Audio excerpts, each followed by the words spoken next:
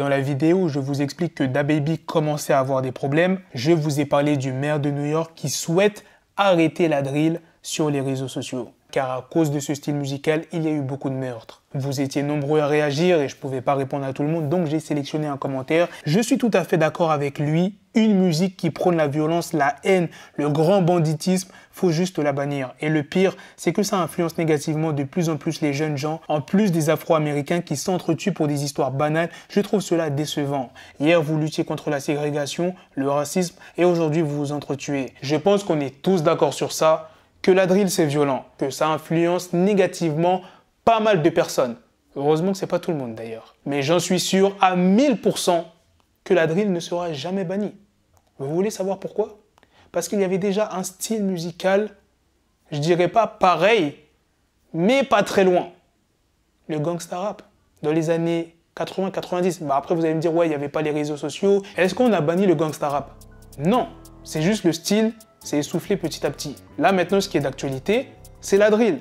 C'est un effet de mode, la drill. Au bout d'un moment, il y aura une autre mode. Et les artistes vont arrêter petit à petit. Après, si on interdit la drill, autant interdire le rap. Parce que dans le rap, ça parle de violence, ça parle de crime, ça parle de drogue, ça parle de plein de choses. Donc il restera mais très peu d'artistes. Et en ce moment, le rap, c'est écouté partout, ça marche énormément, rien qu'à voir en France. Quel est le style de musique qui marche le mieux en France?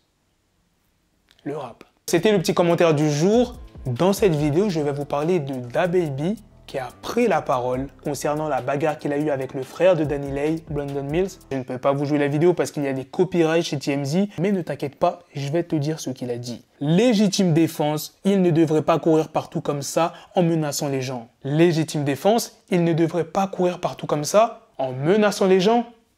C'est pas ce qu'on y voit dans les vidéos de caméra de surveillance. On voit DaBaby mettre le premier coup à Brandon et après, t'as l'équipe de DaBaby qui débarque et qui s'acharne sur lui.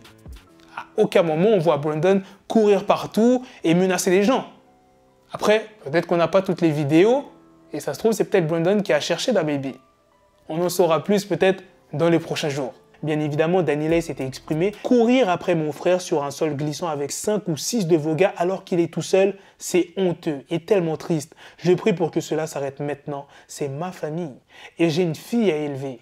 Triste. Récemment, je vous ai sorti une vidéo pour vous dire que Kanye West exigeait des excuses de Billie Eilish à Travis Scott. Pour ceux qui n'auraient pas vu mes dernières vidéos, Billie Eilish, elle a aidé une fan lors de son concert. Et selon Kanye West, c'était une attaque déguisée à Travis Scott. Et là, on apprend quoi? Que les grands-parents de l'une des victimes du festival de Travis Scott, l'enfant Ezra Brown qui avait 9 ans, trouvent les propos de Kanye West ridicules et blessants.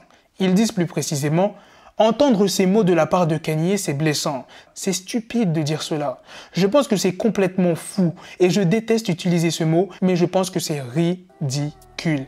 Billie Eilish s'assure que personne ne soit blessé à ses concerts et je pense que c'est complètement fou que Kanye laisse une telle demande sortir de sa bouche. En parlant de festival, Coachella a annoncé que les mesures sanitaires liées à la VID-19 ne seraient plus en vigueur lors de ses prochaines éditions. Donc il n'y aura pas besoin d'être vacciné, ni de fournir un test négatif ou de porter un masque lors des shows. Conformément aux directives locales, il n'y aura pas d'exigence de vaccination, de test ou de port du masque à l'occasion de Coachella 2022. Au moins on finit cette vidéo avec une bonne news. Voilà les gars, c'est la fin de cette vidéo. Dites-moi dans les commentaires qu'est-ce que vous en pensez de ces 3 news que je vous ai présentées sur DaBaby qui a pris la parole chez TMZ après sa bagarre avec Brandon Mills, l'une des familles des victimes du festival de Travis Scott qui démontre leur mécontentement envers Kanye West, et la 3e news sur le Coachella. Sur ce, on se donne rendez-vous très prochainement les gars pour d'autres vidéos news. Prenez soin de vous la famille.